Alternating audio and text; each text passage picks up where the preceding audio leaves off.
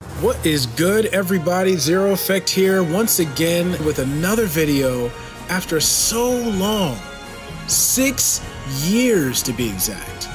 Talim is back, and I could not be more happy about this. I'm sure there's a lot of Talim fans out there who could not be more happy to see their favorite character returning to the cast. She looks great. I was never really a big fan of the hat, but you know what? I'll deal with it. A lot of her moveset seems to be borrowed more so from Soulcalibur 4 than anything else, but she also seems to be heading in a direction where she's going to be different from anything else that we've seen in the past. If I'm being completely honest though, I think that this particular trailer really didn't showcase very much of her differences compared to, say, Ivy or Zosalamel or Yoshi's trailer, where you kind of knew, okay, this is kind of the vision that Namco has for these characters. I didn't really get all that much with Talim, with the exception of one move where she's using wind attacks. I thought it was kind of cool that they somehow tried to incorporate that into her fighting style this time around. But there is a couple of things worth talking about. There's all the questions floating around, like, what do I think of Talim? Do I think she's going to be anything like SC2, SC3, SC4? Do I think she's going to be good again? Do I think she's going to suck? Granted, we don't know a whole lot, but hey, right now I'm just hyped baby girl's back. It's always fun to speculate on these kind of things, and it does nothing but keep the hype going, so let's get into this breakdown. The first thing we see is Talim's doing Windsalt, what seems to be Windsalt B or Windsalt B plus K from SC4, but in this case it's blocked, and she immediately goes into this auto GI type move, you know, the wind explosion. Now, when I first saw this, I thought, okay, maybe she can transition from Windsalt B into a separate stance, which has the auto GI. But the more I started looking at it before I started recording this video, maybe that's not what it is at all. Maybe the auto GI is a separate thing that she does standing, which would mean that Windsalt B is now much better on recovery on block. Because before, in Soulcalibur 4, if you were to do this, you were pretty much getting launched with no matter what you did out of Windsalt. I don't think there was anything in Windsalt that could be blocked that was less than -18.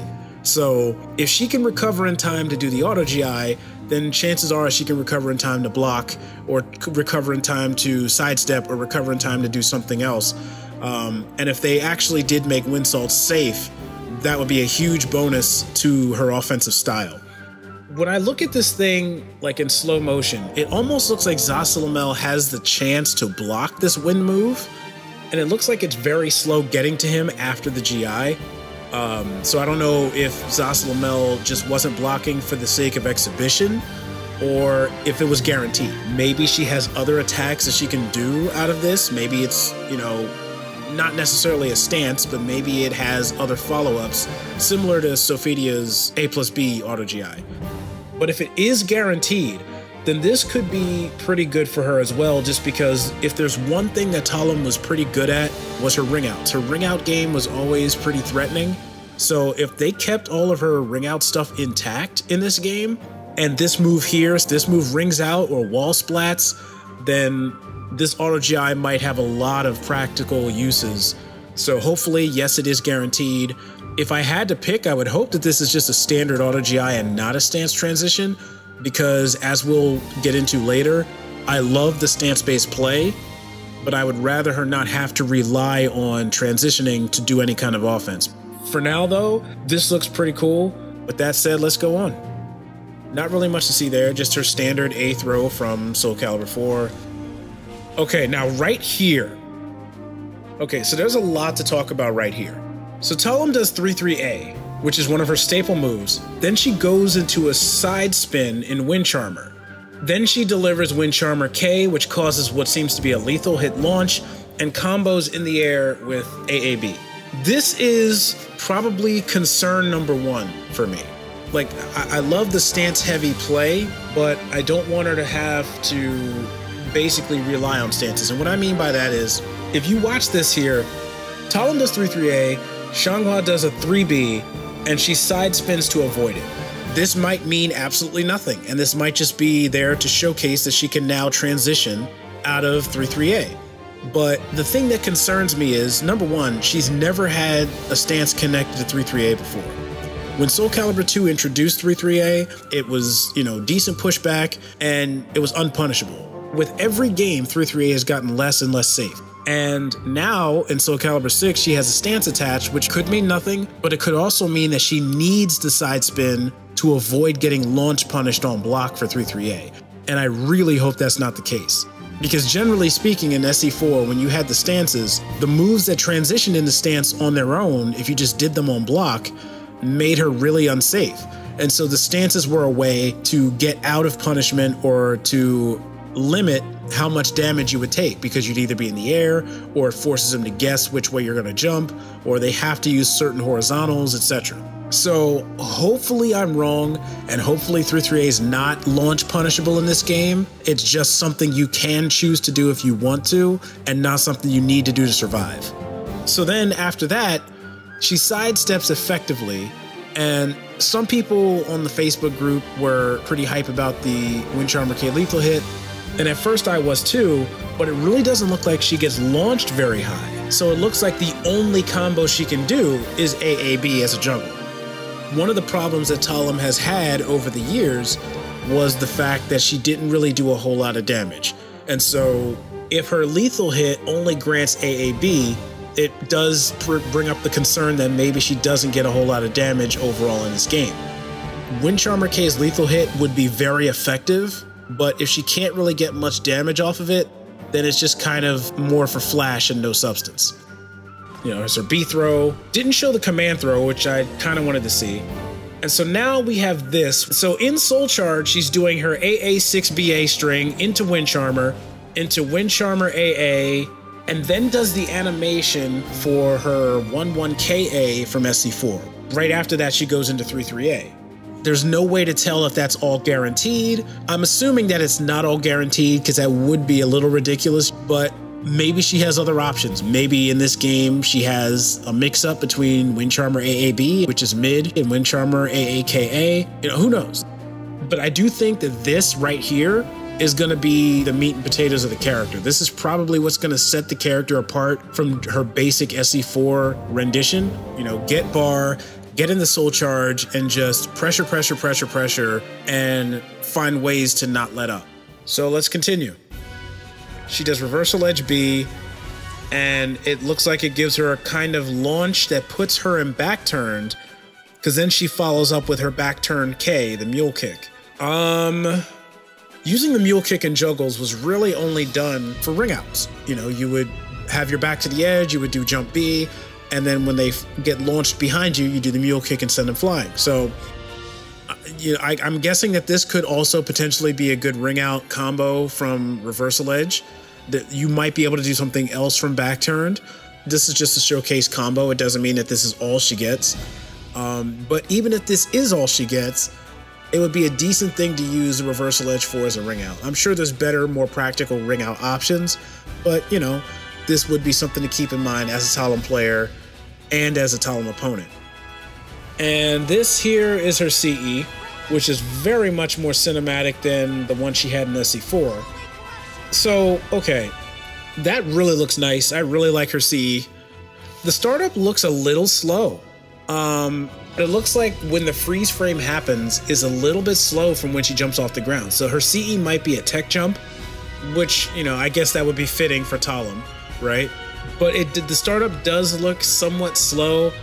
You know, I know CEs are GIable in this game and all that, but I don't know how effective it'll be in just neutral game, mid-range whiff punishing, that kind of deal. It has been confirmed that her CE does recover health. No telling if it's just every time she uses it, she recovers health, or she recovers it based on the hit. Maybe she recovers more on counter hit. But there is some kind of health recovery buff that happens when she uses her CE. So meter is probably going to be a big part of what makes Talim stand out. And so I guess it'll be up to the Talim player to decide whether they should CE and try to regain some health, or whether they should use their bar strictly for Soul Charge and the stuff that comes with their strings. But it looks really cool. And I'm glad, once again, that they're trying to incorporate more wind-based things into her playstyle. She's a wind priestess, so, you know, we're already in a fantasy world where swords can turn into whips and chains, and people can stop time. Why not, you know? And so that's pretty much it for the trailer. Some things in there are intriguing, specifically the Soul Charge and the Auto GI that comes out of the stance. And there's some concerns, potentially the lack of damage output with her Wind Charmer K lethal hit, and potentially maybe being too reliant on stances to the point where she's not safe without them. We don't know. We don't know the frame data, but those are the concerns that I would have going into this. We'll see. We'll see when the game drops. There was a couple of moves that were left out of this trailer that I was really looking forward to seeing if they were still in. But maybe that's a good thing. Maybe that's because those moves haven't changed at all, you know, and that would be great, especially in the case of Full Cross 3BB, because that was her primary ring out move. And so hopefully they didn't really make too many adjustments to that. I'm hyped for Talim.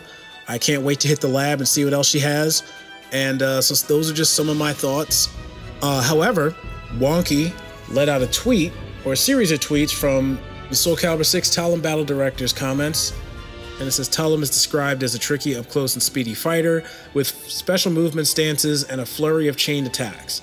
SC6 reworks her special wind salts to be more easier to use in her gameplay. Now, this could mean one of two things, and preferably both. It could mean either wind salt and her other stances are safer on block or safer on transition, or that the jumps and the spins are better at evading, because that was a big problem in Soulcalibur 4. There were a lot of times where you could go into you could use a move that goes into transition and the person could just do a while rising K or a BB, and it beats your side spin, it beats your jump, it beats your escape. And it's like, well, what's the point? It punishes the move and it stops every single transition.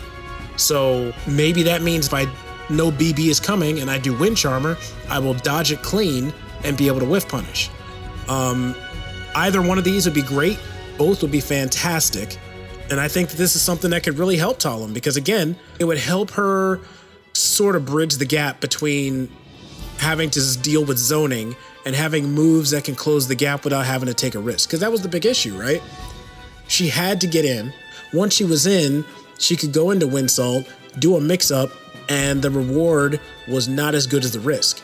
So if they're reworking it, it could be one of those two things, or it could be both of those things. Maybe they get better combos on hit. You know, that's another possibility. Regardless of what they did, it can only be an improvement. So that's good. That's a thumbs up for me. He goes on to say that Talim will get a new Air Rage stance that can be used offensively and defensively, this time in SC6. She's now capable of doing big damage by borrowing powers from the wind. Now that I'm not sure if we saw that. I'm not sure if that's what the Auto GI was in the beginning of the trailer, or if that's just something that hasn't been seen yet. But anything that hints at big damage for Talim is a A+ from me. So far we have what seems to be safer or easier to use transitions and bigger damage output. Right off the bat, that's already better than what I expected from Talim based off her SE4 version.